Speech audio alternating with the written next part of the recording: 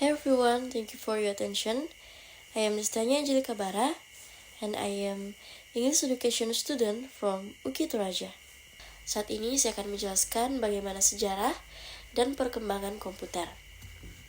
Baik, komputer adalah perangkat elektronik yang menerima input, mengolah data, dan menghasilkan output sesuai program. Sejarah komputer, proses pengolahan data dimulai dengan alat mekanik seperti abakus yang digunakan sejak 5.000 tahun yang lalu. Penemuan kalkulator oleh Blaise Pascal pada tahun 1642 dan pengembangan lebih lanjut oleh Gottfried Wilhelm von Leibniz. Generasi komputer yang pertama menggunakan tabung, tidak efisien dan besar. Generasi kedua itu menggunakan transistor lebih kecil dan efisien. Generasi ketiga yaitu memanfaatkan sirkuit terintegrasi, meningkatkan kemampuan multitasking dengan sistem optik. Kemudian generasi keempat yaitu personal computer atau PC, diperkenalkan dengan evolusi kuantum laptop dan palmtop. Kemudian generasi kelima yaitu teknologi nano dan penelitian komputasi kuantum serta optik. Yang kedua, saya akan menjelaskan tentang pemanfaatan komputer dalam kehidupan masyarakat. Komputer nih sebagai respon terhadap perkembangan teknologi informasi, komputer menjadi alat esensial dalam pendidikan, bisnis, dan layanan publik, meningkatkan efisiensi, produktivitas, dan aksesibilitas informasi. Pemanfaatan komputer dalam bidang pendidikan yaitu memfasilitasi e-learning dan akses materi pembelajaran. Kemudian dalam pekerjaan itu meningkatkan efisiensi dengan perangkat lunak manajemen. Pada bidang komunikasi, mempermudah interaksi melalui email dan video conferencing. Kemudian pada kehidupan sehari-hari itu mendukung belanja online dan perbankan digital. Dalam kreativitas, komputer ini bermanfaat yaitu memungkinkan individu untuk berinovasi dan mengekspresikan diri. Komputer telah menjadi elemen kunci dalam kehidupan sehari-hari, memberikan manfaat signifikan dalam berbagai bidang. Namun, tantangan seperti kesenjangan digital dan privasi perlu diatasi untuk memaksimalkan potensi teknologi ini. Yang ketiga, saya akan menjelaskan tentang jenis komputer dan pemanfaatannya. Komputer adalah alat elektronik yang menerima, mengolah, dan menghasilkan informasi. Komponen utama komputer terdiri dari hardware dan software. Manfaat komputer dalam bidang pendidikan itu memperluas akses informasi, mendukung pembelajaran interaktif, dan meningkatkan keterampilan digital. Dalam bisnis, komputer ini meningkatkan efisiensi analisis data dan komunikasi, serta mendukung inovasi. Dan yang ketiga, dalam bidang pemerintahan, komputer ini meningkatkan efisiensi pelayanan, transparansi, dan penghematan biaya. Jadi, komputer memainkan peran penting dalam berbagai bidang, memberikan banyak manfaat dan kemudahan. Yang kelima, saya akan menjelaskan tentang bagian perangkat keras komputer. Perangkat keras atau hardware adalah komponen fisik komputer yang dapat dilihat, diraba, berfungsi untuk mendukung proses komputerisasi. Pembagian perangkat keras ini terdiri dari input device atau unit masukan. Adalah alat untuk memasukkan data seperti keyboard, mouse, dan scanner. Kemudian yang kedua yaitu process device atau unit pemrosesan. Komponen ini memproses data seperti CPU dan RAM. Yang ketiga ada output device atau unit keluaran, yaitu alat yang menampilkan hasil pemrosesan seperti monitor, printer, dan speaker. Yang keempat ada backing storage atau unit penyimpanan, yaitu tempat penyimpanan data, contohnya hard disk dan SSD. Yang kelima yaitu peripheral atau unit tambahan, yaitu komponen tambahan seperti modem dan kartu suara. Jadi perangkat keras ini sangat penting dalam sistem komputer dan setiap komponen memiliki fungsi khusus dalam pengolahan data. Adapun materi yang kelima yaitu jenis-jenis software dan fungsinya. Software adalah kumpulan data dan instruksi yang memungkinkan komputer berfungsi. Terdapat beberapa era perkembangan software, yaitu era pionir, era stabil, era mikro, dan era modern. Jenis-jenis perangkat lunak ini ada perangkat lunak sistem, yaitu sistem operasi yang menghubungkan hardware dan software. Contohnya Windows dan Linux. Kemudian yang kedua itu perangkat lunak aplikasi, yaitu program untuk tugas spesifik, contohnya Microsoft Office. Yang ketiga itu perangkat lunak pengolah gambar, untuk editing gambar, contohnya Adobe atau Photoshop. Kemudian yang keempat ada perangkat lunak pemutar media, yaitu untuk memutar video dan audio, contohnya VLC atau Winamp. Yang kelima ada perangkat lunak antivirus, yaitu melindungi komputer dari virus. Kemudian yang keenam ada perangkat lunak maintenance, memelihara dan membersihkan sistem komputer. Fungsi aplikasi perangkat lunak yaitu memproses data dan instruksi, menghubungkan pengguna dengan hardware, mengidentifikasi program di komputer, menyediakan fungsi dasar untuk operasi komputer, dan menerjemahkan perintah ke dalam bahasa mesin. Ciri-ciri software yaitu tidak terlihat dan tidak dapat disentuh, dibangun dan dikembangkan melalui perencanaan, tidak akan usang meski perlu pemeliharaan, dan yang terakhir yaitu dibuat secara custom, bukan dari komponen yang terpisah. Yang keenam, saya akan menjelaskan bagaimana menggunakan perangkat keras komputer dengan tetap mempertahankan etika. Etika komputer itu sendiri adalah seperangkat nilai yang mengatur penggunaan komputer untuk mencegah kejahatan di dunia maya seperti pencurian data dan pembajakan software. Ada berbagai macam kejahatan di dunia komputer seperti akses tidak sah, konten ilegal, pemalsuan data, dan sabotase. Masalah etika dalam komputer ini yaitu ada penyalahgunaan informasi pribadi seperti keamanan data yang rentan, ada hoax yaitu penyebaran informasi yang tidak akurat, kemudian kurangnya akuntabilitas yaitu tanggung jawab dalam pengelolaan data yang minim. Panduan etika penggunaan komputer ini, yang pertama, gunakan data dan sumber daya yang etis. Kemudian yang kedua, adopsi teknologi yang bertanggung jawab. Ketiga, ciptakan budaya tanggung jawab dan penggunaan teknologi.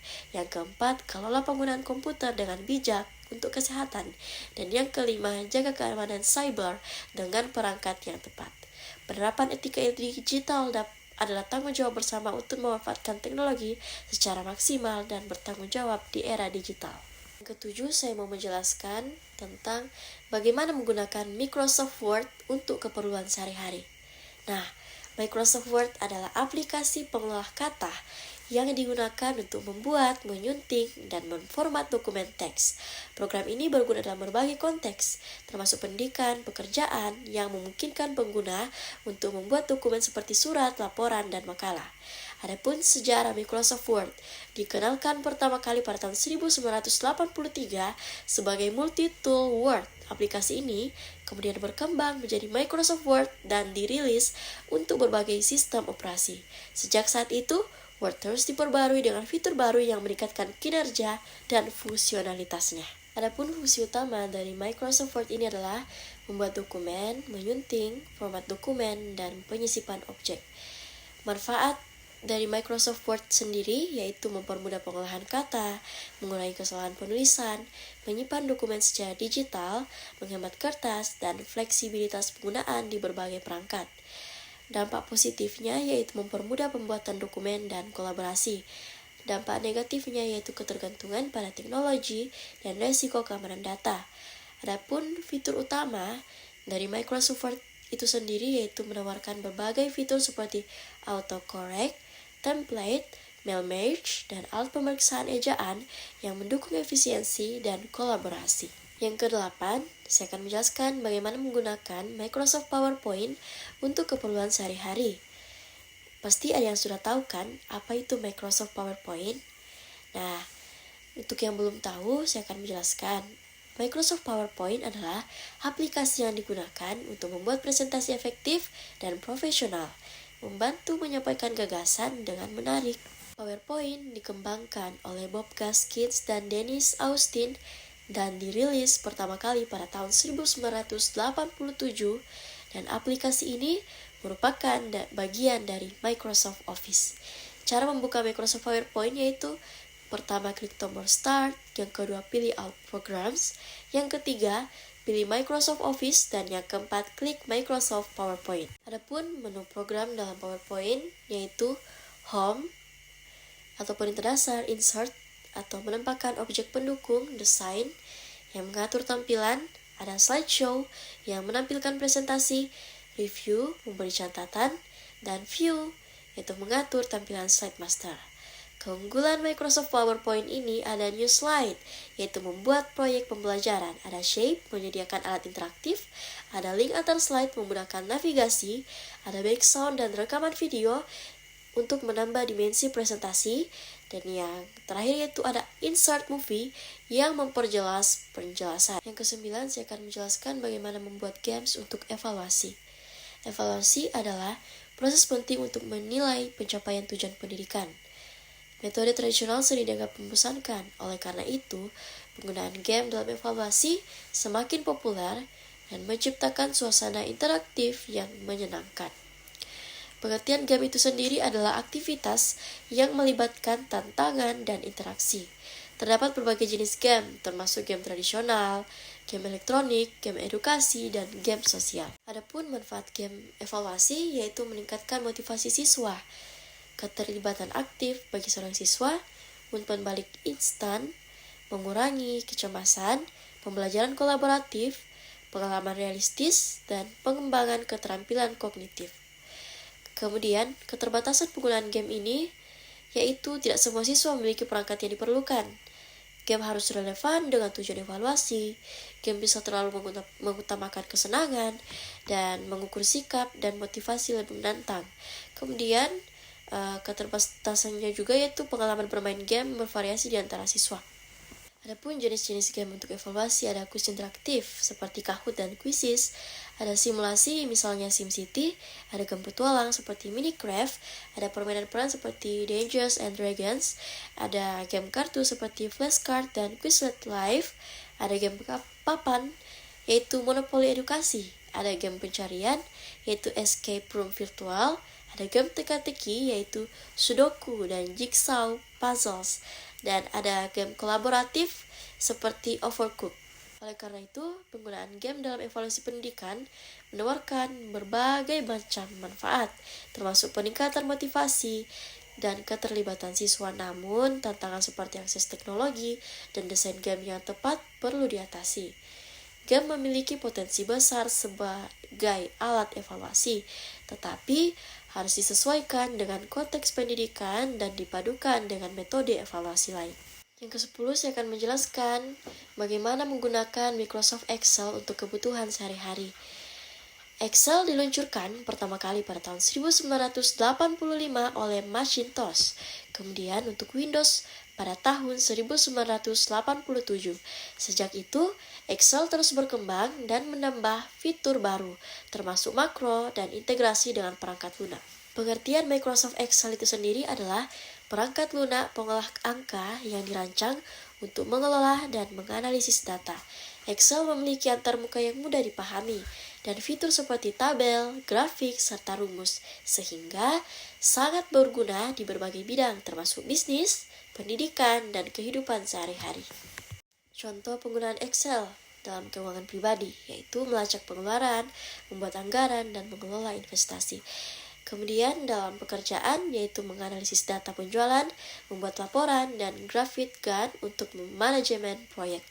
Dan yang ketiga yaitu pendidikan, membuat lembar kerja, menghitung nilai siswa, dan membuat grafik data kelas. Adapun fungsi utama Excel yaitu mengolah data, analisis data, visualisasi data, otomasi, dan kolaborasi. Manfaat Excel diantaranya meningkatkan efisiensi dan produktivitas, mempermudah analisis data dan pengambilan keputusan, serta fleksibilitas penggunaan di berbagai bidang. Namun, ada juga dampak negatif Excel, yaitu ketergantungan pada perangkat lunak, kurva pembelajaran yang curam untuk pemula, dan potensi kesalahan dalam penggunaan dan keamanan data. Saya akan menjelaskan materi kita yang terakhir, yaitu bagaimana mengolah data dengan SPSS. SPSS atau Statistical Package for the Social Sciences adalah perangkat lunak untuk analisis data statistik yang dirancang untuk mempermudah pengolahan data secara efisien dan akurat. SPSS pertama kali dirilis pada tahun 1968 oleh Norman Nye. Awalnya untuk ilmu sosial, kini digunakan di berbagai disiplin ilmu. SPSS memungkinkan analisis statistik dengan antarmuka grafis yang ramah pengguna dan mendukung berbagai teknis analisis. Nah, cara kerja dari SPSS ini yaitu data diolah dalam bentuk baris atau cases dan kolom variables. Hasil analisis ditampilkan dalam SPSS Output Navigator. SPSS dilengkapi dengan data editor, viewer, multidimensional pivot table, grafik, resolusi tinggi, dan akses database. Kelebihan dari SPSS ini yaitu mendukung banyak format data, antarmuka informatif dan mudah digunakan, dan tidak memerlukan pemrograman lanjutan. Namun, kekurangan dari SPSS itu sendiri diantaranya berbayar dan memerlukan lisensi. Kemudian, pengguna perlu dasar ilmu statistik. Dan yang terakhir yaitu kurang efektif untuk data time series. Nah, jadi SPSS ini adalah alat penting untuk pengelolaan data statistik yang efisien dengan fitur yang mendukung pengguna dari berbagai latar belakang. Baik, itulah sedikit penjelasan dari saya. Semoga dapat bermanfaat. Sekian dan terima kasih.